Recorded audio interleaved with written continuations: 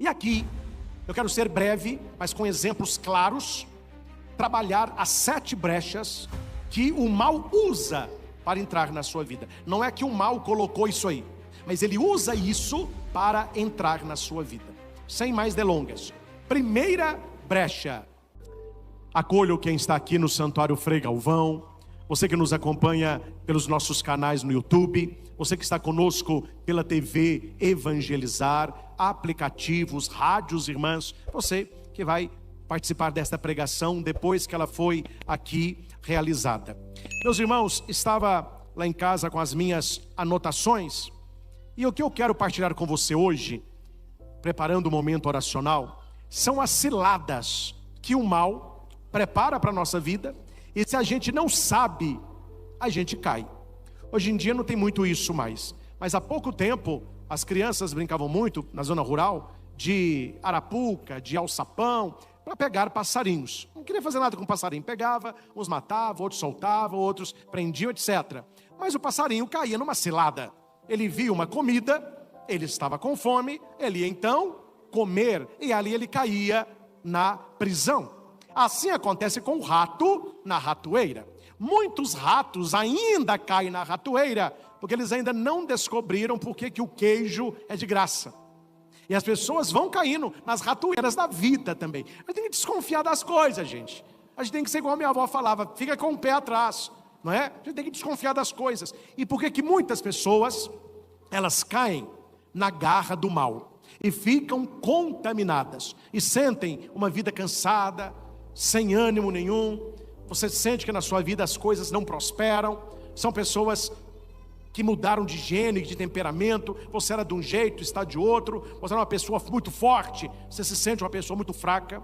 Você era uma pessoa muito paciente, você não tem mais paciência nenhuma. Tudo que você pegava para fazer, você terminava. Hoje você começa muita coisa e não termina nada. Por que essas coisas vão pesando a nossa vida? Pode ser que o mal, ele encontrou uma brecha na sua vida e ele usa essa brecha para jogar você numa cilada e você cai. Muitas pessoas pensam, e a maioria de vocês, certamente até hoje, pode ser que pensavam assim, que para o mal entrar na sua vida, você precisa apenas procurá-lo. Precisa fazer um trabalho, mexer com coisas do mal, com magia negra, com missa negra, aí que o mal vai entrar. Ah não, padre, eu não faço mal para ninguém, a minha vida é muito tranquila, o mal não está preocupado comigo. Então nós veremos hoje que um caminho que o mal, ele tem entrado na vida de muitos e tem atormentado as pessoas, é quando nós não cuidamos do nosso lado emocional. Uma pessoa que não está em equilíbrio com ela mesma, ela está abrindo uma brecha para o mal. Deus, ele entra na nossa vida pela porta que a gente abre.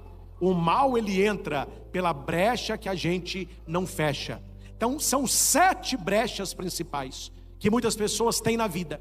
E essas brechas é como se fosse uma porta, algo que permite que o mal ali adentre. Então é sobre isso, e é uma pregação não tão extensa, mas só para você guardar. E você que está em casa, se quiser, anote. Você que está aqui, tem boa memória, vá gravando 7 ou anote. E você vai pensando agora na sua vida. A minha vida, ela tem alguma brecha dessa? Vou repetir, meus irmãos. Eu não estou falando que isso aqui é o diabo que está agindo na sua vida. Não estou falando isso. Eu estou falando que isso é uma brecha onde ele pode entrar. E ele vai entrar, e ele vai semear, e ele vai piorar, e ele vai mexer com a sua mente. O terreno de batalha com o demônio é a sua mente. É aqui que ele atua em você. É principalmente na sua mente. Quando ele consegue dominar a sua mente, ele vai gerar sentimentos ruins no seu coração. Você começa a pensar coisa ruim e você começa a sentir coisa ruim. E se você não tira este mal da sua vida, este mal que você está sentindo, ele começa a fazer. Você começa a ter atitudes de maldade. Começa no pensar, ele vai dominar o seu sentir e ele vai influenciar no seu agir. Então veja, como que eu curo uma ação maléfica? Indo no sentimento que a gerou. ódio, raiva, inveja, soberba, etc. Como que eu curo um coração ferido? Atacando o pensamento que o gerou. O coração ferido é filho de um pensamento malvado. E toda atitude maligna, ela origina num coração que não vigiou e foi dominado por um pensamento que deu brecha para o mal agir. Quando eu atendo pessoas, e as pessoas pedem oração para pessoas que estão sendo tentadas, estão sentindo uma presença do mal na sua vida, não adianta, não é mágica. Aí eles acham que o padre é um mágico. O padre vai lá em casa, joga uma aguinha benta, faz assim o mais e resolveu tudo. É um mais, né? Faz o mais assim. Primeira coisa que eu converso com a família, eu tenho que descobrir a origem do mal. Se eu não descubro a origem do mal, eu posso colocar na cabeça do sujeito a cruz lá do exorcista, a pessoa vai manifestar, vai quebrar tudo, depois ela volta, mas o mal ali está. Tem que fechar a brecha. Então nós temos que chegar à origem do problema. Esse é o mais difícil. Você tem que conversar com a pessoa, conversar com a família dela, ver o que está acontecendo, até que você identifica a brecha.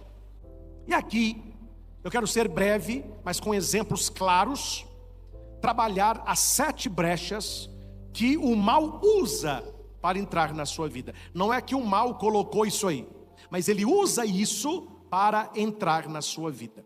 Sem mais delongas. Primeira brecha, o medo. Na Bíblia, o contrário de medo não é coragem. Guarda isso no seu coração. O contrário de medo é fé. Na primeira carta de João ele diz: aquele que teme não ama, e aquele que ama não tem medo. Não é esses medinhos que a gente tem, não. É um medo em si. E como é que eu venço esse medo? Acreditando que Deus cuida de mim. Acreditando que eu tenho um anjo da guarda. Hoje à tarde eu estava fazendo as minhas anotações aqui no celular, eu fiquei até, não chateado, mas pensativo. Eu queria ter o meu caderno de pregação, que era uma pregação boa para fazer em outros lugares, mas eu fiz a anotação no celular. Tá bom, depois eu passo. Aqui pôs, o medo nos impede de avançar na vontade de Deus. A pessoa medrosa faz a vontade dela, ela não faz a vontade de Deus. E o diabo usa o medo para nos fazer duvidar do poder de Deus na nossa vida. Ele age isso. Ah, mas será que Deus faz? Você que está rezando, olha o que está acontecendo. Será que Deus está ouvindo isso aí? Será que você não está perdendo tempo ficar nessa igreja? Não. Aí você começa a duvidar de Deus, e o medo de dar errado, o medo da tristeza, o medo da doença, o medo do câncer, o medo da morte, vai dominando a sua vida. É um medo pior, a dúvida se Deus cuida de você. A Bíblia diz em 2 Timóteo 1,7: porque Deus não nos deu um espírito de medo, mas de amor, sabedoria e fortaleza. Então nós não temos espírito de medo. O medo, ele nos paralisa. E a pergunta é: como vencer o medo? Rezar, pedindo a confiança em Deus e indo até a Bíblia, e indo na palavra de Deus, porque a palavra de Deus expulsa as trevas do medo. Tem várias passagens de coragem na Bíblia. E no dia 26, nós estaremos aqui novamente, e eu vou passar às mãos de vocês de presente várias citações bíblicas para cada um essas 7 brechas, não é? Agora, você não fez isso antes, que eu preparei a pregação hoje à tarde. Aí eu pensei que ia falar outra coisa, mas veio isso. Mas eu vou preparar e depois vai chegar nas suas mãos. Segundo, o que nos leva a uma brecha para o mal é a raiva não resolvida. Repita. Raiva não resolvida. Qual que é a primeira brecha? Medo. Qual que é a segunda? Raiva não resolvida. O que é uma raiva não resolvida? Quem nunca teve raiva, atira a primeira pedra. E quem está pecando, não é a gente que tem raiva não, viu? É quem fez a raiva na gente. Um dia eu atendo confissão. Ah, padre, eu tenho um pecado. Qual é? Meu marido me mata de raiva. O pecado é dele, minha filha. Se você não sentir raiva, você morreu, né? Aí eu também tenho raiva. Mas qual que é a raiva que se torna uma brecha para o mal? É a raiva não resolvida. Por que esta raiva ela é diabólica, porque a raiva não resolvida, ela se torna ódio, e o ódio vai te dominar, e o ódio quer vingança. Não tem problema sentir raiva, mas sentiu raiva, resolva a questão e toca a sua vida. Não fique conservando no seu coração raiva. Tem gente que sente raiva de uma pessoa durante 7 horas. Tem pessoas que sentem raiva durante 7 dias. Gente que sente raiva durante 7 semanas. Gente que sente raiva durante 7 meses. Tem gente que sente raiva durante 7 anos. E tem gente que sente raiva durante 70 anos. Eu já atendi pessoas idosas, deprimidas, rancorosas, cheias de doença psicossomática, porque quando ela era jovenzinha, alguém fez uma coisa com ela, e ela sentiu essa raiva a vida inteira. Vocês não acham que uma pessoa dessa era atormentada pelo diabo? Ela sentiu raiva, resolveu a raiva. Não, ela ficou com raiva. O que o diabo aproveita? É isso mesmo. Fica com raiva mesmo. Viu o que ele fez com você? Estragou a sua vida. Olha aí. E como que vai ser? E a pessoa tem raiva de quem fez, ela tem raiva dos outros, ela tem raiva dela, ela tem raiva da família toda. O diabo usou essa raiva não resolvida para entrar na vida dela. O medo para entrar na vida dos outros. Eu estou sendo testado pela paciência, que a cada 3 palavras meu celular fecha. Raiva. Antes de deitar eu te perdoo, para não descarcar no chão. Aqui tem, no versículo, capítulo Efésios 4, 26 a 27.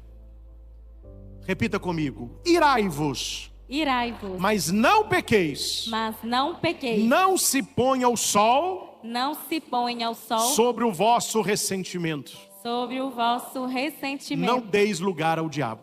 Não deis lugar ao diabo. Olha o que a Bíblia está falando. Pode ter raiva. Irai-vos. Mas não deixe o sol se pôr sobre o ressentimento. Ou seja, sentiu raiva, resolva, porque amanhã é um novo dia, e amanhã a raiva ficou no ontem, e não no hoje, porque não foi no momento que aconteceu. A Bíblia está te ensinando isso. E padre, a pessoa que guarda a raiva está dando acesso ao mal na sua vida. Uma pessoa raivosa é uma pessoa que ama pouco. Qual é a primeira brecha? Medo. E a segunda? Raiva não resolvida. Isso. E a terceira? Tristeza. Quem aqui nunca ficou triste na vida? Mas qual é a tristeza que dói? A tristeza que não passa. A tristeza que alojou no seu coração e que você começou a dizer assim: eu não estou triste, eu sou triste. Você não é triste, você pode estar triste. E uma pessoa que fica triste, e triste, e triste, meu filho, é um prato cheio para um diabinho entrar na sua vida. Aí ele entra e vai transformar a tristeza numa tristeza existencial, vai tirar o seu gosto, aí você não quer estudar mais, você não quer namorar mais, você não quer trabalhar mais, você não cuida mais de você, tá tudo ruim na sua vida, aí é problema estomacal, é dor de coluna, é dor no joelho, é insônia, é pesadelo, tudo. Por quê? Porque começou com aquela tristeza que você tinha que ter vencido, superado, aceitado, e você foi cultivar a tristeza. Você deixou a rosa morrer e cultivou a erva daninha. Tristeza todo mundo tem, mas cuidado quando a tristeza entra e não sai. Quando a tristeza entra e não sai. Nós temos em Neemias 8:10, a alegria do Senhor é minha força. Repita. A alegria do Senhor é minha força. Alegria, meus irmãos, é ficar não. Alegria é um sentimento de dentro. É um sentimento de dentro para fora. Harmonia, equilíbrio, satisfação, paz. Alegria é decisão. Repita isso. Alegria é decisão. Você pode se decidir: eu vou ter uma vida feliz. Os outros não têm poder sobre a minha alegria. A minha alegria está dentro, né? Cultive no coração as coisas boas, a presença de Deus, e cultive na sua vida alegria nas pequenas coisas. Repita isso. Alegria é decisão. É um exercício que eu faço muito, muito, muito. E eu falo. Eu não faço só não, eu faço e falo. Se eu estou num momento assim que eu acho legal, eu falo: gente, que alegria está aqui. Olha que maravilha, olha isso, olha aquilo. Aí alguém me falou uma vez assim: padre, o senhor tem um modo de ver o mundo diferente das pessoas. Eu falei: por quê? Porque o senhor fica falando umas coisas assim, que ninguém fala, porque eu encontro alegria nas pequenas coisas. Eu dou aula na Escola Católica Leitaúna, o Colégio Recanto do Espírito Santo, colégio gigantesco que eles construíram lá. E o meu afilhadinho já estudava lá, que é o Marcos Henrique, foi pro pré agora. Quem começou ontem? A Maria Clara, de saia, a saia no joelho, de tênis, a blusinha branca, a mochilinha. Mas que ele vai acabar com o coração do Dinho, né? Aí, ontem eu dei aula à tarde, hoje eu vou de manhã.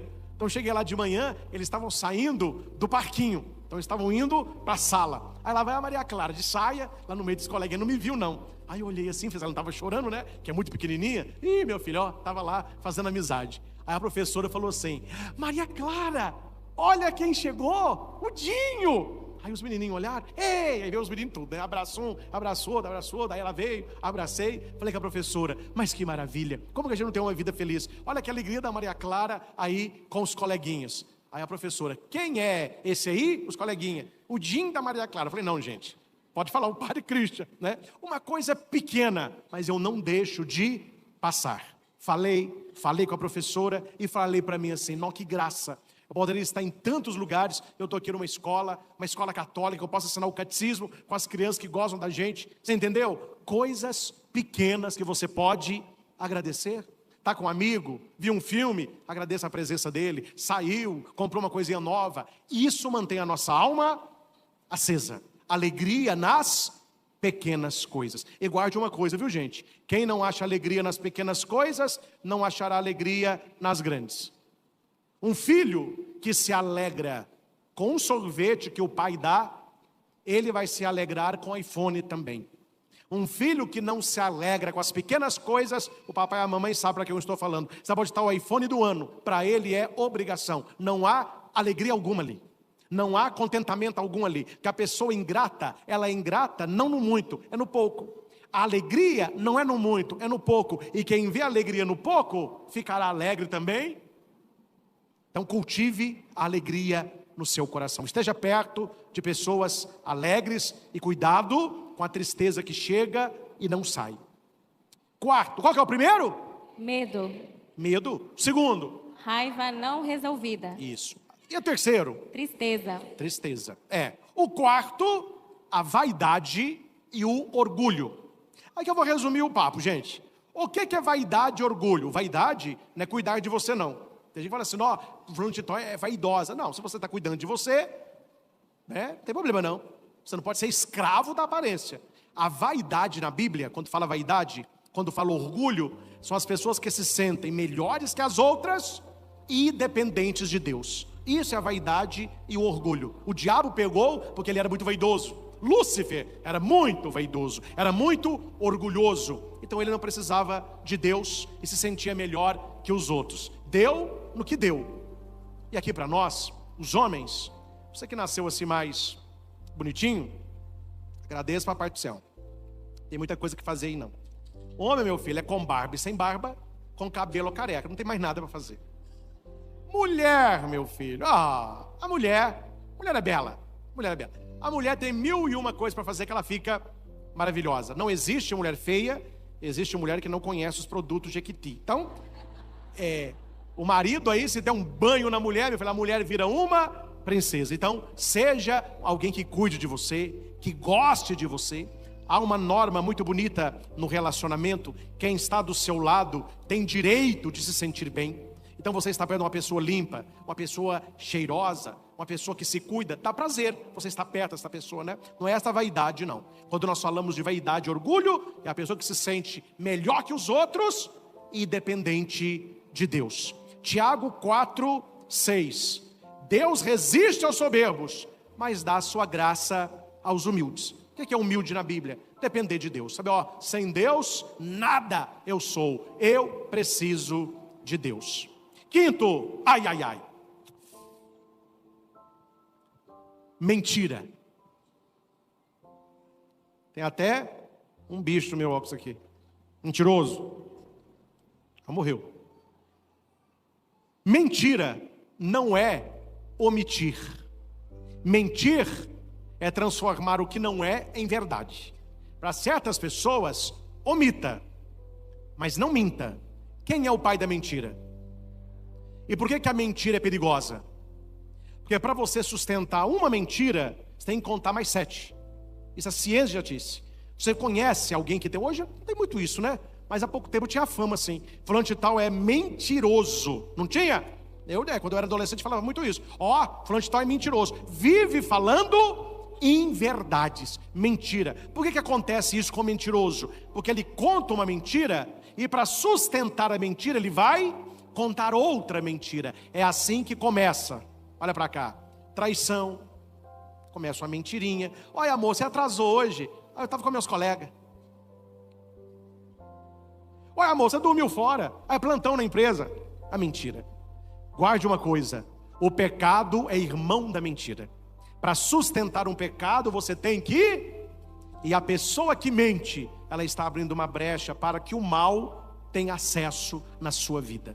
E começam com mentiras que muitos dizem inocentes e vão crescendo até chegar num ponto que você não consegue mentir mais. Aí, a minha avó dizia que o diabo tem 7 capas, que cobre muito bem. Mas quando cai uma, cai a 7.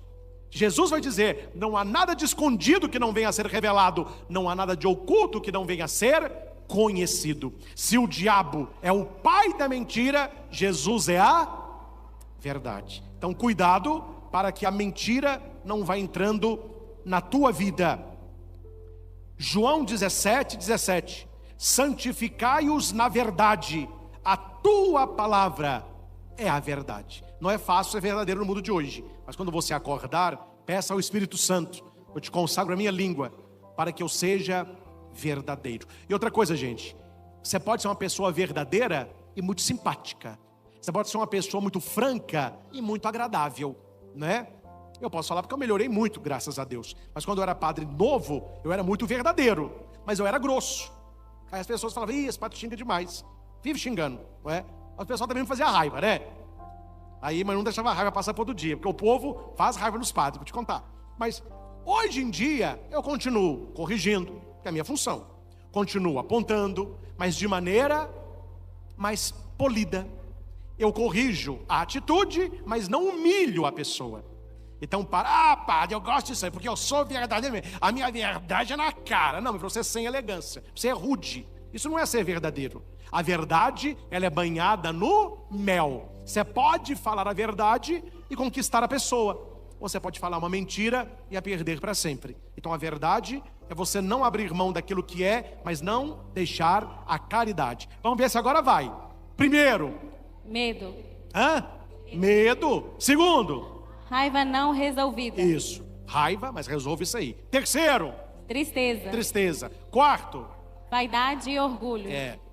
Não é se cuidar não. Vaidade aqui, sentir melhor do que os outros e dependendo de Deus. A gente é todo mundo igual. Para que esse negócio melhor do que os outros? E quinto, mentira. Qual que é o sexto? Ninguém tem isso. Eu vou falar. Esse assim a gente não tem não. Está na pregação. Preguiça. Ô gente, sabe aquela preguicinha do domingo à tarde? Eu vos perdoo. Essa pode. Aquela preguicinha que você deita no sofá e fica assim, ó. Você não está acordado para não estar dormindo. Você não quer dormir, mas também não quer acordar, entendeu? Então você vai fazendo assim com controle, ó. Isso é muito homem fica fazendo isso. E a mulher fica com raiva, não resolvida. E a mulher fala com ele: o que você está vendo aí? Nada. O que você está procurando aí? Nada. Estou achando nada para eu assistir. Meu filho, uma televisão com 340 canais. Você tem Netflix, você tem Prime, você tem não sei o quê. Você não encontrou nada? Até agora não. Só na preguicinha. Essa preguicinha pode. Aqui eu estou falando o quê? Da pessoa preguiçosa. Ela tem preguiça de tudo. Ela tem preguiça de trabalhar. Ela tem preguiça de estudar. Ela tem preguiça de exercitar. Ela tem preguiça de arrumar uma cama. Ela tem preguiça até de levantar o garfo. Sabe aqueles passarinhos que ficam assim, ó? Se a mãe julgar a almôndega, melhor ainda, né? A pessoa preguiçosa não é abençoada. Repita isso. A pessoa preguiçosa não é abençoada. Provérbios 13:4. O que a Bíblia fala para quem tem preguiça? Ô preguiçoso, vai aprender com a formiga. Trabalhe e pense no futuro. Quer dizer, o preguiçoso, olha para a formiga aí. Outro aqui, o preguiçoso deseja nada de bom, mas a alma dos diligentes se farta do seu trabalho. Para o preguiçoso, geralmente a pobreza vem. Para aquele que trabalha, a fartura visitará. Está na Escritura. Vamos de trás para frente. Qual que é o sexto? Preguiça. E o quinto? Mentira. O quarto? Vaidade e orgulho. Terceiro? Tristeza. Segundo? Raiva não resolvida. E o primeiro? Medo. Não apontando não. Tem gente que fica com medo, o padre fica olhando e fica assim aqui, ó. Esqueceu tudo, tá lembrando só do último, né? Tem uma turma desse lado de cá, tá bom, tá valendo, tá participando, o padre tá feliz. Vamos pro último, pra gente rezar.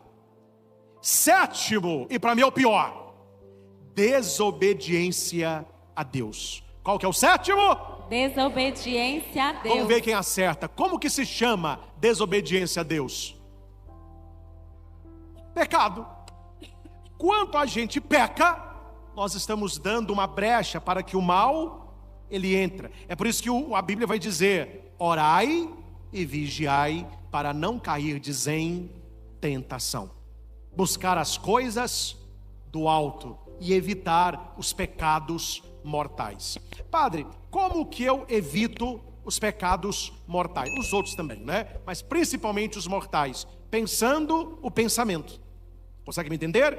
Pensando o que você está pensando. Se você consegue pensar por que você está pensando, muita coisa você não diz, muita coisa você não faz e muita coisa você não sente. Começa aqui. Se cortou aqui, cortou daqui e daqui. Se você fica cultivando aquele pensamento, a coisa vai longe.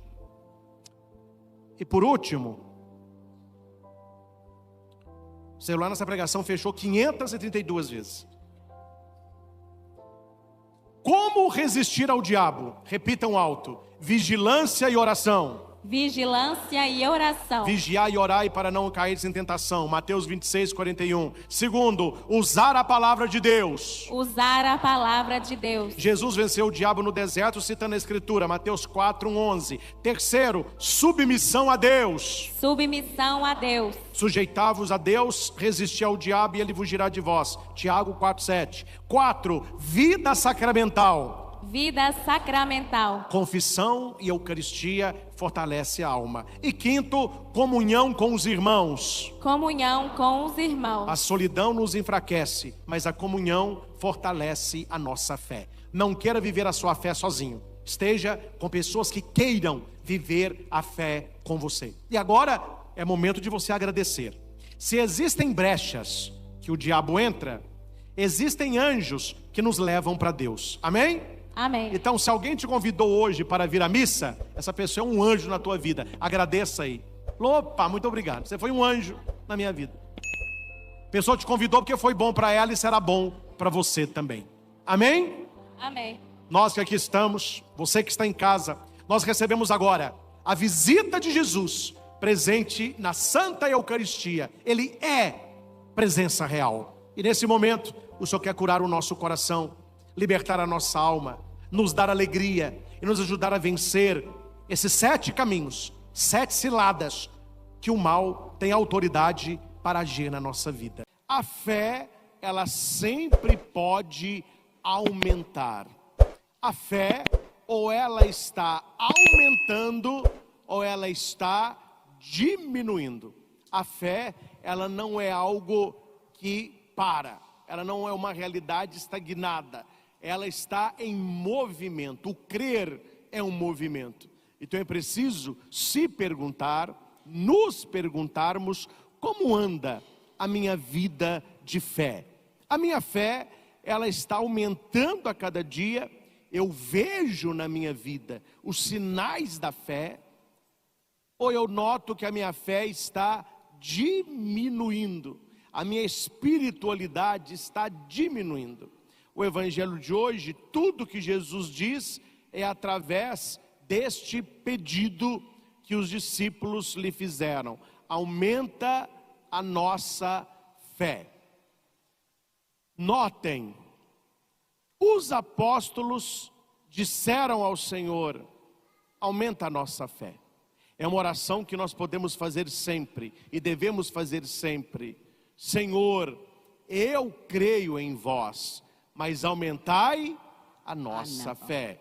Senhor, eu creio, aumenta a minha fé. Rezar isso sempre, porque a fé é dom e conquista, é dom de Deus, mas deve ser cultivada por nós.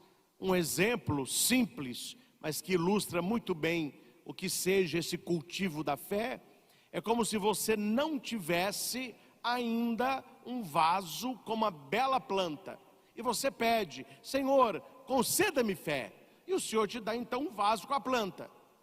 É um presente, é um presente, é uma graça, mas agora que você recebeu, o que você tem que fazer? Cuidar. A nossa fé, quando ela é descuidada, quando nós não temos cuidado, ela vai diminuindo e vai comprometendo toda a nossa espiritualidade. A própria palavra que Lucas usa no seu evangelho é a palavra que Paulo usa nas suas cartas. Fé, do grego, é pistis, que é mais do que algo intelectual, é algo do coração. Tanto que a palavra crer, ela vem da palavra latina credere, que significa cor dare. São duas palavrinhas em latim. Cor dare. Juntou as duas, deu credere, que deu crer. O que é cor? Vem de cordis, coração. Dare, entregar. Então, quando eu entrego o meu coração, quando eu confio, eu tenho fé. Quando a minha fé, e aqui nós vamos chamar de crença, ela é no nível intelectual, nós chamamos de acreditar. Eu acredito em Deus. Outra coisa diferente, eu creio em Deus. Para ficar claro para todos, para você que nos acompanha sempre anotando, isso é muito importante. O diabo, ele acredita em Deus, mas ele não crê em Deus. Então note que não é a mesma coisa. Acreditar é algo intelectual, é a certeza de que existe. A fé não é apenas a certeza de que existe, é entregar a nossa vida e confiar naquele que existe. Então, quando eles pedem ao Senhor, aumenta a nossa fé, é como se eles pedissem: Senhor, aumenta a nossa confiança, aumenta a nossa entrega, aumenta o nosso comprometimento contigo. Nós não queremos apenas saber, nós queremos viver, é algo muito diferente. Então repita comigo: nem todo aquele que acredita, crê. Nem todo aquele que acredita, crê. Todo aquele que crê, também acredita. Todo aquele que crê, também acredita. Questão lógica, né, gente? Como que você vai confiar em alguém se você não acredita que aquela pessoa exista? Mas é possível, e muitos têm, a existência de um Deus, mas eu não me comprometo com Ele. Eu acredito em Deus, mas eu não confio, eu não me entrego. E é justamente isso que os discípulos vão pedir ao Senhor. E notem que eles não pedem muitas coisas. Eles não pedem muitas coisas. Eles pedem uma coisa: fé. Uma coisa. E é exatamente isso que Jesus também nos pede, uma coisa. Leia os milagres de Jesus, muitos deles, quando há o diálogo, Jesus vai dizer: não temas, crê somente. Não tenha medo, tenha fé. Quando Pedro afundava no mar, por que você teve medo? Não seja um incrédulo, seja um homem de fé. Quando Jesus aparece para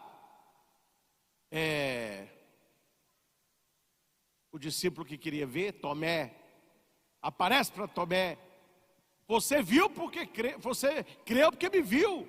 Felizes os que vão acreditar em mim sem ter me visto. O que o Senhor está pedindo à igreja e a nós? Fé. E os discípulos pedem fé. O que a leitura está nos passando, meus caros? Nós precisamos colocar os primeiros nas primícias. Há uma ordem das coisas na nossa vida. Quando essa ordem, ela sai e vira uma desordem, nós pagamos um preço muito caro. E na nossa vida cristã, nós que somos cristãos, nós precisamos sempre aumentar a nossa fé. E a palavra, e aqui eu já dou uma dica para todos: como, padre? Como eu posso aumentar a minha fé? São vários os caminhos. Você pode aumentar a sua fé tendo uma vida de oração, e não é uma oração apenas de domingo, uma oração diária, leitura da palavra de Deus, leituras espirituais da vida dos santos, leitura e estudo do catecismo da Igreja Católica, a devoção do Santo Terço, ocupar a sua mente com as coisas do alto, ocupar a sua mente com as coisas de Deus, porque o intelecto, ele haverá de mover o ser, o intelecto haverá de mover o ser. A gente vive conforme a gente pensa, e quem não vive conforme pensa, acaba pensando conforme vive. E por que hoje nós vivemos uma sociedade que valoriza a descrença? Não estou falando de todos os lugares, mas na maioria deles, um jovem que ajudava na comunidade, que participa da igreja, quando ele vai para um ambiente universitário, um ambiente de mestrado, de doutorado, quando a pessoa assume, olha, eu tenho fé, eu sou uma pessoa cristã, eu sou praticante, aquilo que deveria ser uma questão de honra e glória, é questão de crítica. Isso aí é bobo. Isso aí, pessoal lá do interior de Minas, é bobo. É pessoa que reza, pessoa que tem fé. É quem tem fé não é inteligente, não. Você é bobo, você não venceu isso ainda, não? Você não superou isso ainda, não? Porque a sociedade que nós vivemos é uma sociedade que valoriza a descrença. Se você vê muitos artistas, muitos filmes, muitas situações que são hoje badaladas, são todas contrárias à fé. Muitas exposições que eles realizam, músicas que cantam, textos que escrevem, uma enxurrada de heresia, de ateísmo, levando a religião para um caminho de crítica, um caminho de desprezo. Hoje as pessoas estão sendo incentivadas a descrença. E nós somos incentivados pela palavra do Senhor a termos mais fé e alimentar a nossa fé. Aí está o paradoxo, né? Aí tem o problema. As pessoas reclamam que não tem muita fé. Aí você vai ver o que ela está alimentando a mente dela. Ela fica alimentando a mente dela com série de Netflix, uma atrás da outra. Ela fica alimentando a mente dela lendo tudo que é porcaria. Aí pergunte à pessoa: você tem 5 minutos para ler a Bíblia? Não. Tem nada contra a série de televisão, mas olha o tempo que dura um episódio. 45, 50, tem uns com 1h30. A pessoa todo dia está lá, ó. Esta pessoa que reclama que não tem fé, pergunte se ela tem 10 minutos para oração. Não tem. Ela tem 50 minutos para um episódio, não tem 10 minutos para oração. Ela lê um edital de páginas, porque é do interesse dela. Ela não lê uma página da Bíblia por dia. Ela conversa com todo mundo, parece uma maritaca. O povo fala tanto, mas não conversa com Deus. Ela não tem tempo de estar na presença do Altíssimo. Aí minha pergunta é: como que a nossa fé vai aumentar se nós não estamos alimentando a nossa fé? Como aumentar o fogo de uma fogueira? Como que a gente aumenta a chama de uma fogueira? aquela fogueira está com pouco fogo, aumenta aquele fogo lá. Você não vai ficar olhando e torcendo, aumenta, vamos lá. Não, você vai jogar coisa lá. Aí você joga madeira, joga papel, joga milho seco, aí o fogo, tá bom, vai. Quanto mais fogo, mais matéria tem ali. Para que o fogo de Deus possa queimar dentro de nós, nós precisamos oferecer para Ele algo. Eu não vou entrar aqui, que é a pregação da missa da noite, mas o primeiro versículo da segunda leitura vai dizer isso: exorto-te a reavivar a chama do dom de Deus que está em ti. Por que que o apóstolo está falando sobre reavivar, que significa reacender? Porque se apagou. É o primeiro amor. E isso não vale só, meus caros, para a área espiritual. Isso vale para a área relacional. E aqui eu falo de amizade, de namoro e de casamento. No início é um love, é um mel. Você vê casalzinho começou a namorar há pouco tempo, mas é um mel que até pinga assim, ó. Aí você vê o mesmo casal, depois de algum tempo de convivência, brigando, um batendo no outro. Aí depois que casa, acho que nós vamos separar. Incompatibilidade de gênero. O que aconteceu no processo? O que aconteceu no processo é que não foi alimentado a verdadeira relação. Não foi alimentado o fogo do amor que undia para o outro. Aquela atração inicial, aquela alegria, aquele desejo de estar com o outro, vai cair numa rotina, não se alimenta, não se reza, não passeia, aquilo vai se apagando também. Pessoas que tinham um grande sonho, eu quero trabalhar naquele lugar, eu quero trabalhar naquele lugar. Aí a pessoa faz prova, e ela estuda, e ela rala, ela consegue entrar. Aí a realização do sonho, entrei aonde eu sempre quis trabalhar.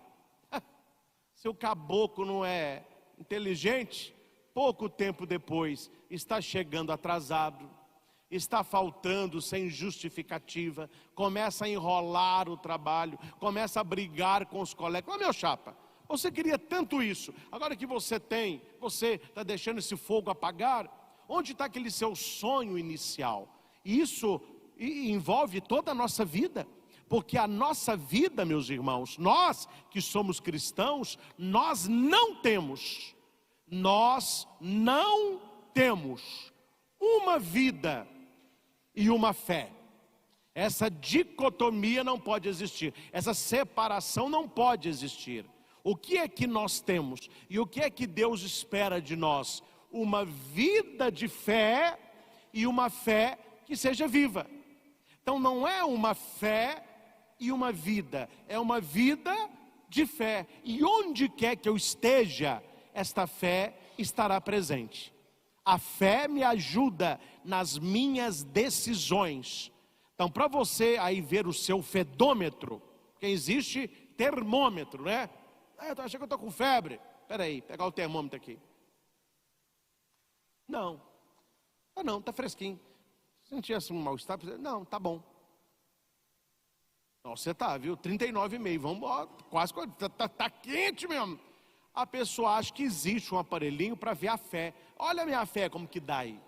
Não existe ainda, ninguém inventou o fedômetro. Então a minha pergunta é, como que eu sei, padre, o grau da minha fé? Como que eu posso? Aí é você e Deus, não é você e ninguém, é você e Deus. Como que eu posso saber como anda a minha fé? Além de tudo aquilo que os santos nos disseram, há algo muito importante, e para mim é o mais importante, é na hora das suas decisões, se elas são tomadas como uma pessoa de fé, ou se na hora da decisão, a fé ficou lá na igreja, na missa de domingo. Aí você decide no seu trabalho para a esperteza, você decide no seu estudo pelo caminho mais fácil, você decide no seu casamento pelo prazer momentâneo, você decide no seu trabalho apenas pelo valor financeiro, passando a perna ninguém quer que seja. Onde está a fé aí? Para dar fé, aí não tem.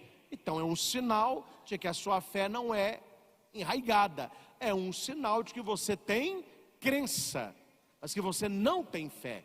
Você acredita em Deus, mas você ainda não tem fé em Deus. Padre, então repita aí, qual é a diferença? A diferença é assim: eu acredito em Deus, acredito piamente em Deus. Esse mundo aqui não surgiu do nada. Eu acredito em Deus, mas eu sou esperto, que é o mundo dos espertos. Então se eu puder passar a perna, eu passo mesmo.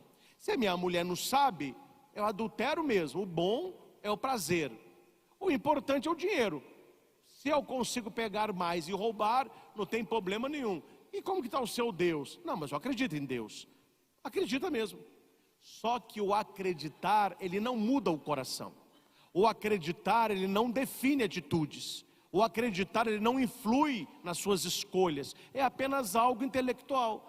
Eu acredito neste castiçal, eu acredito nesta vela, eu acredito que aqui tem o fogo. Mas o que isso influenciou na minha vida? Nada. Eu acredito, está aqui. E o que significa a fé? A fé, uma ilustração, se na sua casa não tivesse luz, e você levasse este castiçal, para que na noite fosse a luz que ilumina a sua família. E você tinha que alimentar este fogo, cuidar, aí você saiu daquilo que é acreditar para a fé. Isso te ilumina, você tem relacionamento com este fogo, ele te traz uma comodidade, você entende, essa é a diferença. Por isso que nós falamos que o diabo, ele acredita, mas ele não tem fé. E o mais triste, meus irmãos, aí o assunto é com você, eu acabei de falar agora, né, que nós não temos fedômetro, então você e Deus devem pensar, como anda a minha fé? Eu sou uma pessoa que acredita em Deus, ou eu sou uma pessoa que tenho fé? Eu já me entreguei a Ele. E olha que interessante, quando eles falam assim: Senhor, aumenta a nossa fé.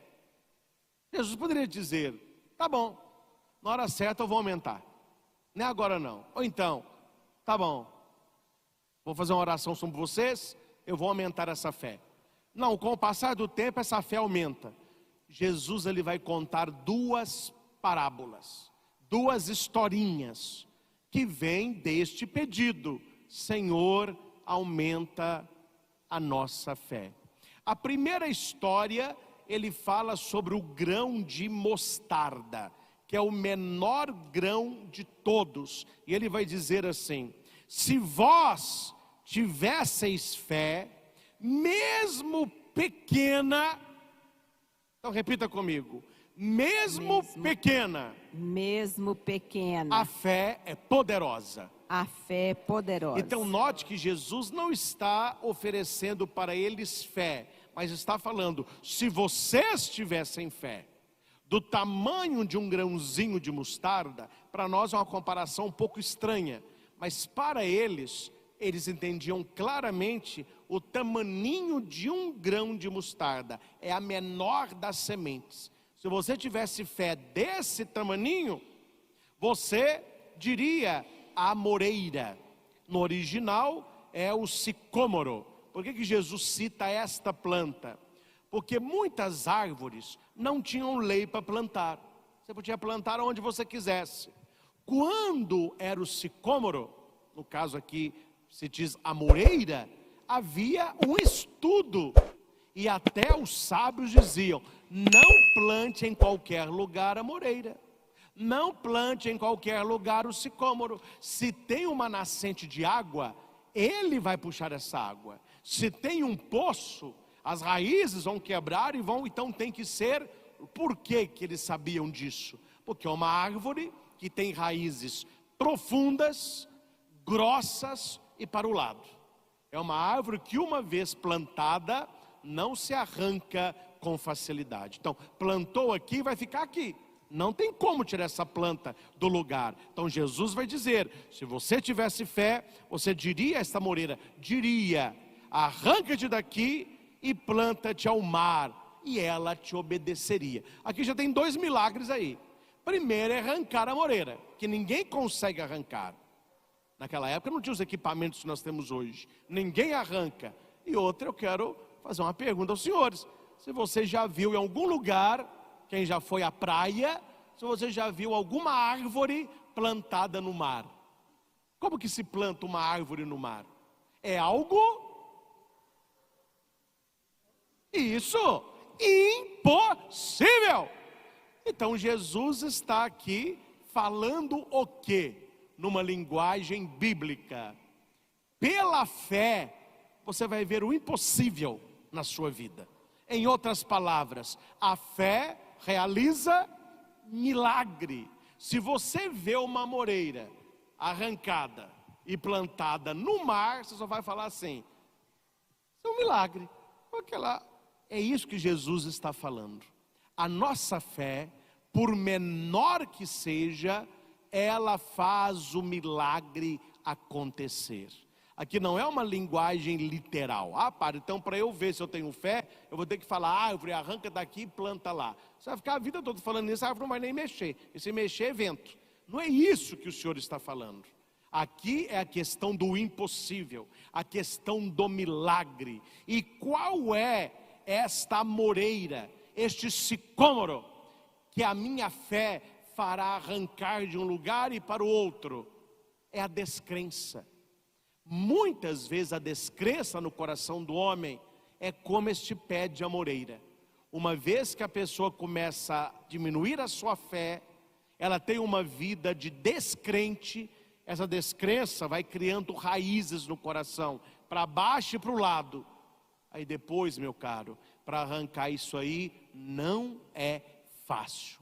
É por isso que esta história está baseada na fé.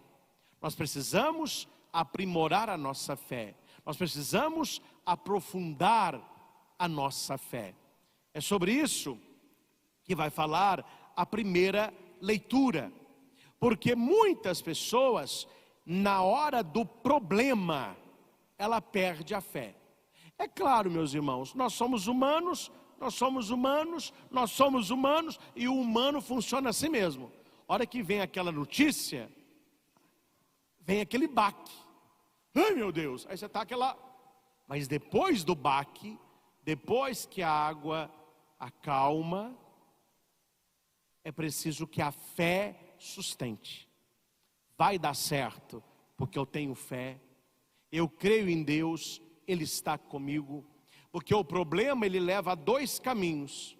Ele leva a descrença, e a descrença é porque ele teve dúvida.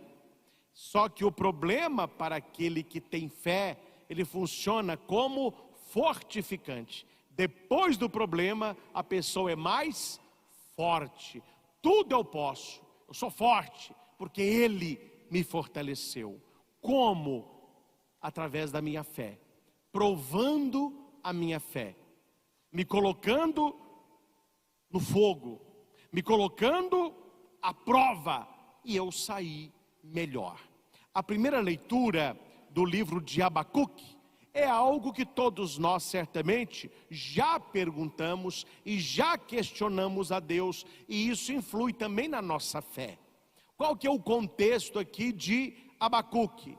Ele está olhando para a sociedade, ele está vendo um caos, pessoas longe de Deus, pessoas falando mal dos outros, pessoas com prepotência, pessoas egoístas, pessoas violentas, pessoas iníquas, que vivem só no pecado, só na gandaia. Aí Abacuque olha e fala assim: mas tem uma coisa errada nisso aqui. Onde está Deus? Onde está Deus? Será que Deus não está vendo essa bagunça que está esse mundo? Aí a primeira leitura, quem quiser acompanhar, Abacuque vai rezar assim. É uma oração de Abacuque. Senhor, então ele está rezando: até quando clamarei sem me atenderes? Até quando devo gritar a ti violência sem me socorreres? Por que me fazes ver iniquidades quando tu mesmo fez a maldade? Destruições e prepotência estão à minha frente. Reina a discussão, surge a discórdia. E Abacuque no capítulo 1 e alguns versículos do capítulo 2. O que Abacuque, que é um profeta, ele está orando a Deus? Deus é cego, Deus é surdo, Deus é mudo. Deus não está vendo o que está acontecendo, Deus não está ouvindo o que as pessoas andam dizendo, Deus não tem uma palavra para esta situação. Meus irmãos, aquilo que Abacuque sentiu, eu tenho certeza que é aquilo que muitas vezes nós também sentimos. Nós que temos um problema, nós que passamos por uma dificuldade, uma situação na nossa vida que nos faz sofrer, alguém que nós amamos que está sofrendo, um desemprego, um problema financeiro, um problema com filho, um problema de casamento, um problema na família, e você ali está rezando, oh meu Deus, você não está me vendo não? Você não está me vendo não? Até quando? Ele pergunta 2 vezes, até quando? Por quê? Até quando eu vou enfrentar esse problema? E por que esse problema bateu na minha porta? Aquilo que Abacuque pergunta, nós com certeza já perguntamos. Quando nós estivemos num problema, numa situação, e nós não entendemos o motivo, nós não entendemos por que Deus não me atende, por que Deus não me ouve, por que Deus não me socorre. A leitura muda no capítulo 2. No capítulo 1, nós lemos o versículo 2 e 3. Até quando? Por quê? No capítulo 2, aquele que parecia mudo e ausente e cego, ele está presente, ele ouviu a oração, ele vê o que está acontecendo e ele tem uma palavra. Deus respondeu a Abacuque. Se Deus respondeu a Abacuque, Ele haverá de nos responder também. Mas aqui, meus irmãos, há uma pergunta. Por que há pessoas que não ouvem a Deus? Por que há pessoas que não conseguem ouvir a Deus? Porque elas fecharam o coração. Não se ouve a Deus por aqui, se ouve a Deus por aqui. Por aqui é acreditar, por aqui é intelecto, aqui é fé. Então se ouve a Deus no coração. Há pessoas que acham estranho. Agora eu acho estranho que as pessoas achem isso estranho. Quando eu digo assim, eu estava orando e Deus me disse isso, Deus me deu tal palavra, Deus me mostrou tal. Ai, padre, mas Deus anda falando com o senhor? Por que não fala com você não? O seu Deus é mudo? O seu é cego? O seu é o capítulo 1 de Abacuque? Aí eu não ouço a Deus, Deus não me fala nada, Deus não me mostra nada, eu nem sei se Deus está aqui.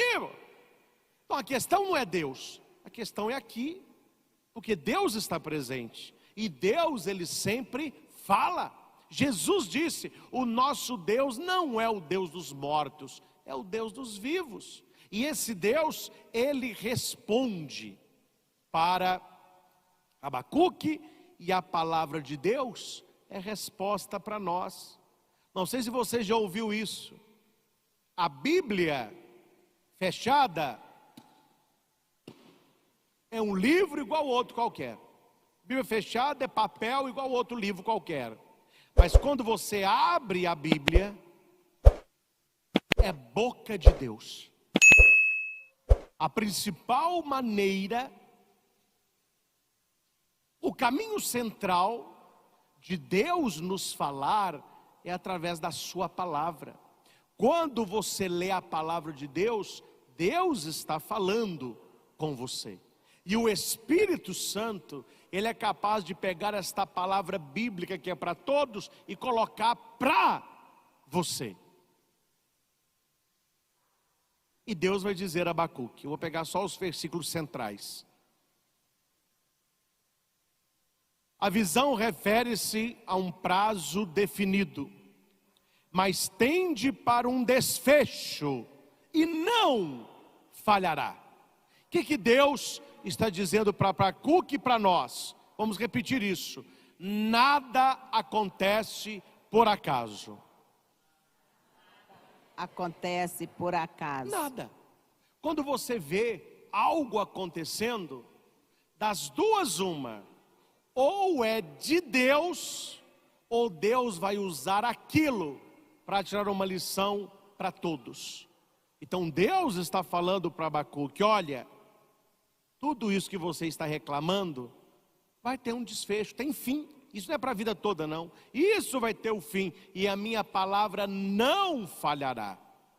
Aí ele dá um conselho para Abacuque, para mim e para você: se demorar, espera.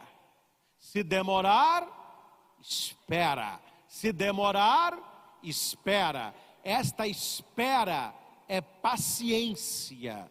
E na Bíblia só tem paciência aquele que tem fé. Porque aquele que tem fé, ele não espera. Ele espera no Senhor. Esta é a diferença. Esperar é uma coisa, esperar no Senhor é outra coisa.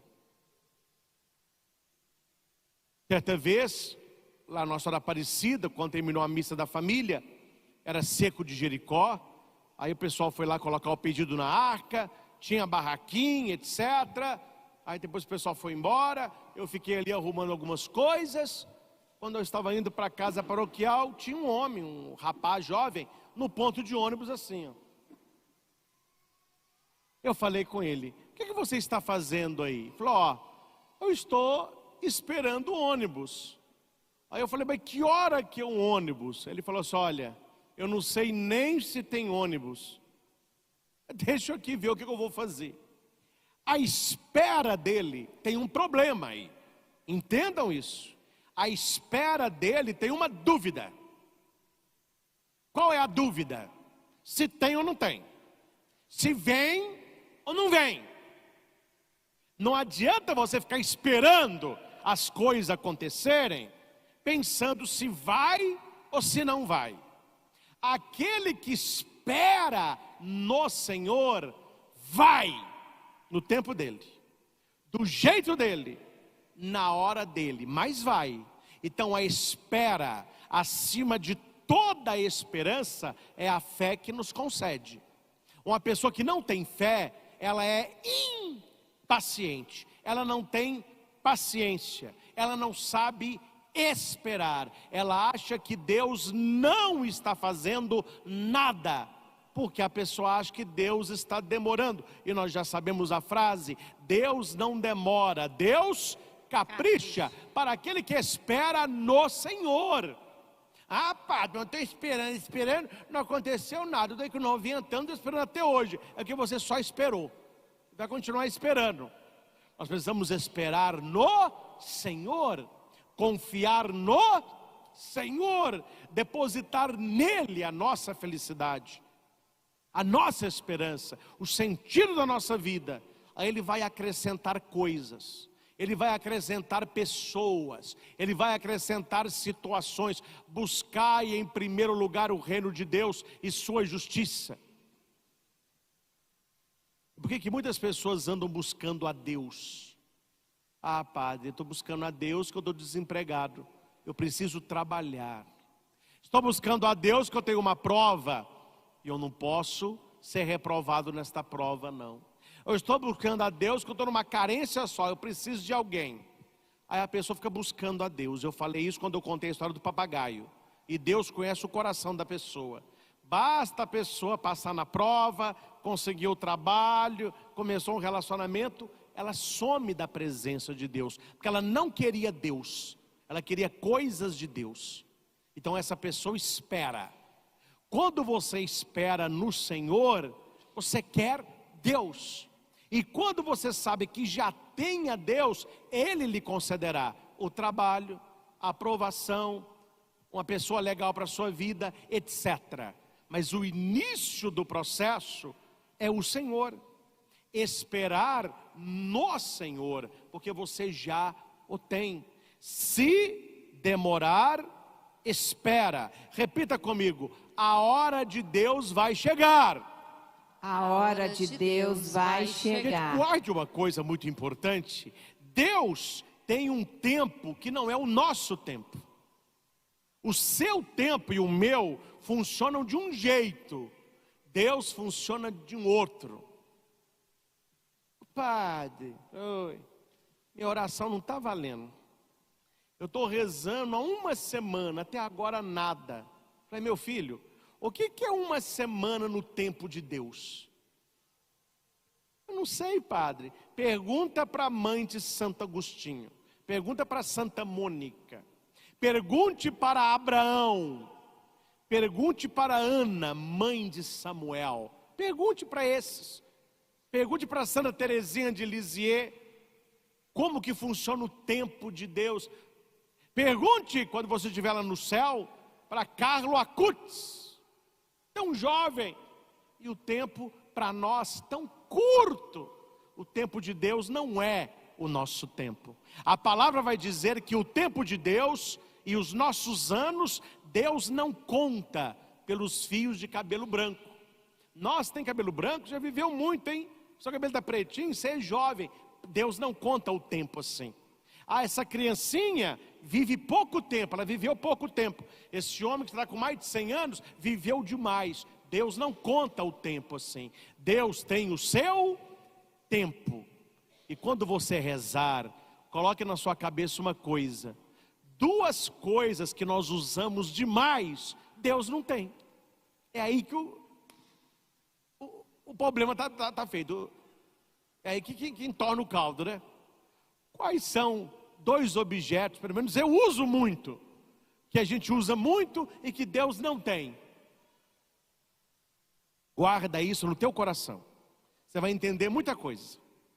Deus não tem relógio e Deus não tem calendário. Deus tem momento de graça. Ele não tem relógio. Então você mas não tem relógio. Não tem calendário. Ele tem o momento de Deus. Se demorar, espera. Esperar o quê, padre? O momento de Deus agir. O momento de Deus mudar a tua vida. A fé é um ver atrás da cortina. Eu não consigo ver o que está atrás da cortina, mas algo a fé me diz, algo está mudando atrás da cortina. Não sei se você já viu alguma peça teatral num grande teatro, né, muito bonito. Eu vi a ópera Aida em Belo Horizonte quando eu era seminarista, no Palácio das Artes. Maravilhoso, com cavalo, né, maravilhoso. E eles tinham que mudar o cenário. Mas o público não pode ver o cenário mudando. Imagina, você está vendo o cenário, aparece uma pessoa empurrando um coqueiro, um outro pondo uma cadeira, perdeu o brilho. Então há algumas canções que eles realizam durante o show. Você está vendo lá o espetáculo, é um espetáculo grandioso, as colunas enormes, estão cantando. Num determinado momento, o tenor, que está contando a história, ele vem para frente do palco e ele começa a cantar um soneto. Nisso a cortina de veludo, ela vai fechando. Você nem vê, você está tão encantado com o cara, a cortina fecha.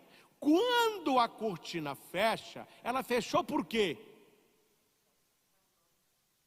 Porque eles vão mudar o cenário. Aí eles têm o tempo deles de mudar o cenário. Quando ele acaba o soneto dele, começa uma voz de mulher cantando. Aí todo mundo fica, cadê a mulher? Aí a cortina vai se abrir. Tem um belo jardim, já não é mais aquele palácio, e lá num balanço na árvore, a mulher cantando. Você fala, nossa, que maravilha, mudou totalmente o cenário. Olha para mim e aprenda uma coisa. Quando uma cortina se fecha, é porque Deus vai mudar o seu cenário. Se na sua vida há alguma cortina demorando a se abrir, uma porta está demorando a se abrir, não é porque não tem ninguém trabalhando atrás da cortina, é porque o cenário é tão diferente, é tão grandioso, é tão abençoado, que leva tempo. Um elefante, no caso a lefoa, para ter um bebê é quase 2 anos. Tem animal pequenininho que está parindo, elefante está lá esperando, ó. Aí eu falo, irmão, você não está grávida é nada, viu? Eu já parei não sei quanto, você não pariu nenhum ainda? É, meu filho, está demorando. Mas quando nascer, você vai saber, viu? Que nasce grande. Quando nascer, meu filho, o pé dele vai fazer a floresta tremer. E o barulho dele vai fazer os animais correrem. Graça que demora, graça maior. Está demorando, meu irmão? Espera. Espera, mas espera no Senhor. Espera celebrando missa. Espera ouvindo a palavra. Espera comungando, espera adorando, espera lendo vida de santo, espera no Senhor. E no final, Padre, a minha espera vai ser recompensada no tempo dele e do jeito dele. Tinha uma família que tinha 3 filhas, família muito católica. E uma filha resolveu ser irmã de caridade, porque ela tinha uma birra com as amigas dela. Então, para não ficar com as amigas, eu vou para o convento ser freira. Aí alguém perguntou para ela, mas qual que é a sua birra? Meu pai tem olhos azuis, minha mãe tem olhos verdes. Minhas 2 irmãs misturaram os 2 tons, olhos maravilhosos. E eu estou com esse olho castanho aqui, ó. Minha mãe fala que eu puxei a minha avó. E o meu sonho era ter olhos claros. Porque ela foi ser irmã. Entrou para o convento, estudou. Mandaram-na para a África. E qual era a missão dela na África? Pegar as crianças que nasceram, mas que seriam mortas, e passar na fronteira, entregando para que outra tribo e outras irmãs pudessem criá-las no orfanato. E quando ela estava bem velhinha, que não dava conta mais de salvar criança nenhuma, fizeram para ela uma grande homenagem e disseram para ela assim: irmã, nós não sabemos quantas crianças a senhora conseguiu salvar. Nós não sabemos quantas crianças a senhora atravessou a fronteira. E certamente a senhora foi uma das irmãs que mais trabalhou. Nós temos muitas irmãs aqui da Europa, muitas americanas, e a maioria das nossas irmãs tem uma pele mais clara e tem olhos claros. Mas não há africano com olho claro. Então, quando a senhora tirava a sua roupa de irmã e se vestia de uma mulher africana, e a senhora podia passar na barreira com a criança, era Deus trabalhando na sua vida. Irmã, se a senhora tivesse olhos claros, a senhora não teria salvado criança alguma. No fim da vida, ela entendeu o motivo daquilo na vida dela. Nada acontece por acaso. Está demorando? Espera, Deus vai te responder. O nosso Deus não é o Deus da dúvida, é o Deus da clareza. Tudo tem um motivo, tudo tem uma razão. E como que eu compreendo tudo isso, Padre? Talvez não vamos compreender tudo isso, mas a fé me faz acreditar. A cortina se fechou, mas o cenário vai mudar. Se demorar, espera, pois ele virá com certeza e não tardará. Quem não é correto vai morrer após a morte física, mas o justo viverá por sua fé. Olha a fé de novo. Aquilo que os discípulos pedem a Jesus já está lá na boca de Abacuque. Gente, viva pela fé.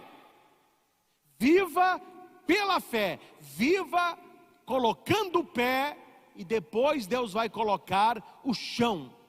Aquele que tem fé, ele vê o impossível, ele realiza o inimaginável, ele concretiza o inatingível, porque ele vive no sobrenatural. Há pessoas que vivem no natural, e há pessoas que vivem no sobrenatural. Por mais que nós vemos hoje o mundo um caos, porque as coisas não estão bem, principalmente na parte moral. Você vê um caos, você precisa olhar para esse caos com fé. Deus não tardará. Deus está vendo. Deus está ouvindo. Deus tem uma palavra também para tudo isso. Eu acredito que um dia o cenário haverá de mudar, mas até lá é preciso manter a fé. E por último, que é o mais tranquilo aqui de se explicar, é a segunda parábola.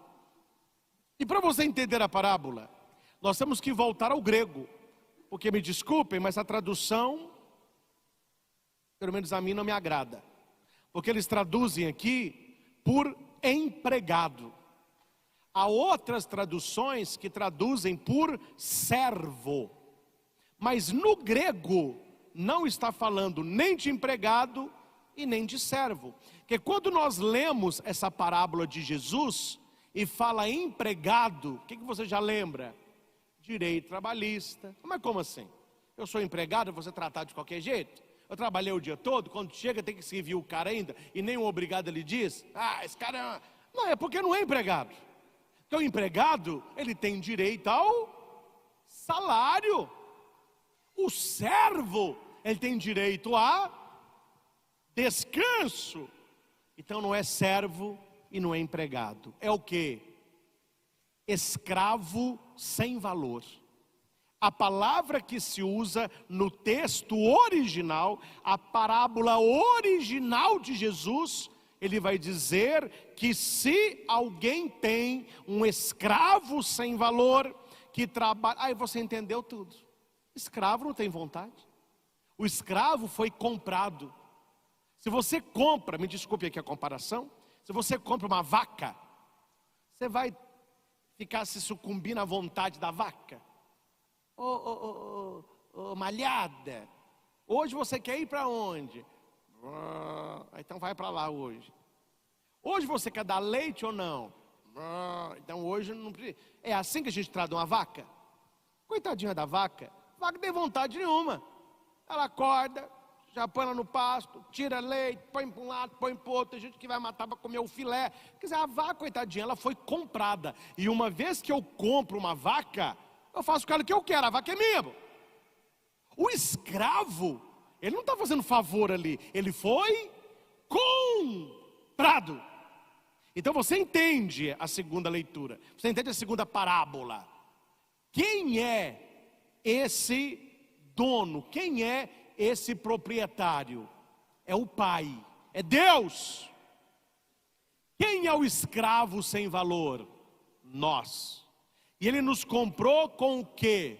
Com o sangue do seu Filho.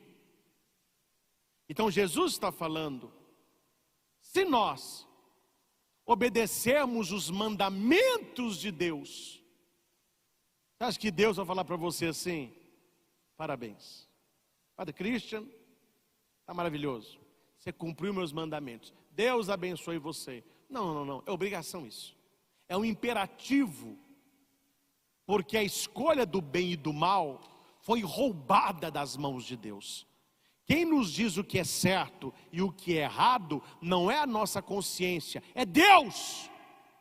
Mas a sociedade que nós temos hoje roubou o direito de Deus. Aí hoje as pessoas dizem, para mim não é certo, para mim é certo, então eu faço. Para mim é pecado, para mim não é pecado.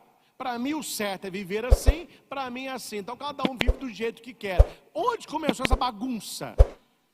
Lá no Gênesis, lá no paraíso, quando Deus disse, não coma, coma todas, não coma. Deus é o Senhor do sim e do não. Isso pode, isso não pode.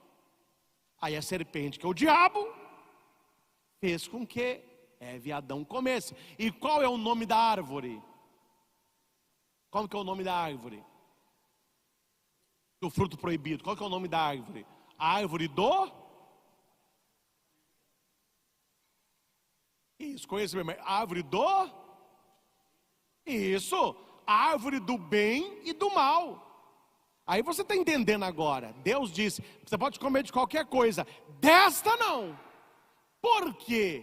Porque cabe ao Criador dizer para a criatura, para os escravos sem valor, o que é bom e o que é mal, o que pode e o que não pode. O que o ser humano fez? Me dá, toma, Adão. Então o ser humano hoje subiu num pedestal que não é dele.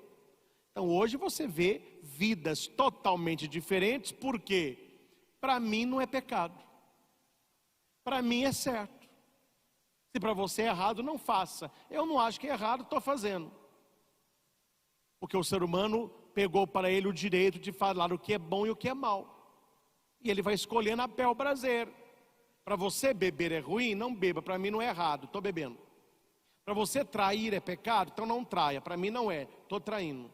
Para você casamento certo é dupla, para mim é trio, eu sou do poli, não tem problema nenhum. Então a pessoa ela vai escolhendo a mercê dela. O que eles tiraram? O bom e o mal das mãos de Deus. Não é Deus mais que dita o que pode e o que não pode. É o ser humano que escolhe o que pode, o que eu quero, o que não pode, o que eu não quero. Então note que Deus não vai agradecer aquele empregado, aquele escravo que fez tudo, porque Deus é quem nos diz o que pode e o que não pode. E aqui eu quero encerrar lembrando, eu não podia deixar de falar sobre isso. Sou um servo inútil, sou um escravo sem valor, inútil. Aí você vai dizer assim, padre, me desculpe, isso aí eu não quero falar não, isso aí eu não quero falar não. Então olhe para Nossa Senhora, ela disse isso. Eis aqui a escrava do Senhor, é a mesma palavra grega. Eis aqui a escrava do Senhor. Eu não tenho valor nenhum, mas o valor vem de Deus. Faça a tua vontade. Escravo foi comprado pelo Senhor. O escravo não pertence a si mesmo. A finalidade do escravo é servir ao Senhor. A finalidade de Nossa Senhora foi servir ao desígnio do Pai. Por que que os santos viraram santos? Você quer ser santo? Silêncio, hein, gente? Silêncio, hein? Eu quero ser santo. E se você não for santo, meu filho, você vai acabar no inferno. Porque só entra no céu quem conseguiu se santificar. Então busque a santidade. Padre, o que é ser santo? É viver para servir a Deus. É ser um escravo sem valor. Uma coisa que eu estudei no seminário, que eu nunca esqueci. E não acho ruim não. Isso me ajuda a ser padre melhor.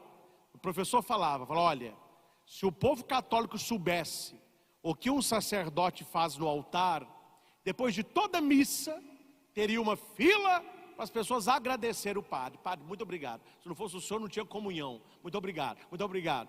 Aí o professor falava, coisa que você não vai escutar é agradecimento. O pessoal vem, participa, comunga, todo mundo vai embora. Aí é para você pensar, povo ingrato. Não, é para você dizer, Senhor, eu sou um escravo sem valor. Eu sou um servo inútil. Eu fiz o que eu tinha que fazer mesmo. A minha vida é servir ao Senhor. E eu sirvo ao povo por tua causa. No altar, a minha vida, corpo entregue, sangue derramado. A gente não gosta de escutar muito isso, que as pessoas hoje querem. Não, tem que agradecer, tem que me dar um diploma, tem que me dar uma medalha. Não, eu sou um servo inútil, eu sou um escravo sem valor. Eu fiz o que tinha que fazer. Olha como que isso mexe com a gente, como que isso dá uma sacudida. E por último, é aqui eu quero que vocês entendam. Quem aí já disse assim, Jesus Cristo é o Senhor? Quem já disse assim, o Senhor Jesus? Você está entendendo agora o que significa falar que Ele é o Senhor. Ele nos comprou. E nós somos escravos sem valor dele. A minha vida não me pertence. A minha vida pertence a Ele. Então para o cristão essa fala, o meu corpo, minhas regras, né? As feministas abortivas, elas gostam disso. meu corpo, minhas regras. Com a minha vida eu faço o que eu quero. Nós sabemos, eles não sabem, nós sabemos, a nossa vida não nos pertence. Nós somos comprados pelo sangue de nosso Senhor Jesus Cristo. Por isso que eu falo, Senhor Jesus, Jesus Cristo é o Senhor. Por que nós cantamos isso? Porque eu não me pertenço, eu pertenço a Ele. Eu não tenho vontade, a vontade é dele. Ele que vai me dizer o que é bom e o que é ruim para mim. Ele que vai conduzir a minha vida. Eu sou um barquinho no mar e é o Espírito de Deus que vai me levando. Como que se chama isso? Fé. Fé. Fé é você se entregar. Maria é como se tivesse uma folha em branco e São Gabriel fizesse assim: Maria, quer? Fiat, sim. Então assina a folha em branco aqui. Maria de Nazaré. O anjo, tá bom. Agora eu vou levar e o pai vai preencher. Mas já está assinada, viu? Eis aqui a escrava. Eis aqui a serva. O que eu vou fazer? Sou escrava, sou serva. Será que nós já assinamos essa folha em branco? Será que nós já entregamos para Deus a folha da nossa vida para que Deus preencha com a sua vontade? Ou nós queremos a nossa vontade? Por isso, meus irmãos, a igreja nos traz esse final de semana essa liturgia riquíssima, riquíssima, para que você possa no seu coração pesar a sua fé. A oração eucarística quarta, ela vai dizer assim: a hora que o padre reza pelos mortos: acolhei, Senhor, no vosso reino os nossos irmãos e irmãs falecidos, cuja fé só vós conhecestes. Ninguém aqui conhece a minha fé. Eu não conheço a fé de ninguém aqui. E não tem como. Quem é que conhece a nossa verdade? Deus. Então não tenha crença, tenha fé. Não acredite apenas, confie e se entregue. E se estiver temorando, espera e reze como o rei Davi no saltério. Esperando, esperei no Senhor, e Ele ouviu o meu clamor. Não saí humilhado, porque Deus é próximo daqueles que o temem. O Senhor está conosco e no momento de Deus, na tua vida, a cortina vai se abrir e o cenário estará totalmente mudado. Aí você vai dizer naquele dia: realmente Deus não demora, Deus capricha. Ao Senhor Jesus, toda honra, toda glória e todo louvor. Louvado seja nosso Senhor Jesus Cristo. Para sempre seja louvado. Deixe o seu comentário de tudo aquilo que o padre disse nessa pregação. O que caiu ao seu coração? O que Deus está falando com você? Dê o seu like, o seu joinha. Isso ajuda muito o YouTube a enviar esta pregação para tantas outras pessoas. Se você não é inscrito no canal, inscreva-se agora. Toque no sininho para que você seja notificado dos novos vídeos. E o mais importante, envie o link desta pregação para que muitas pessoas possam ouvir esta mensagem. O meu sonho é que todo cristão, que todo católico ouvisse isso no dia de hoje, para que a pessoa entenda: com fé eu posso ir além. Pelo poder da minha fé, eu verei o impossível acontecer. E é por isso que nós rezamos: Jesus, eu creio em vós, mas aumentai a minha fé. Jesus, eu creio em vós, mas aumentai a minha fé.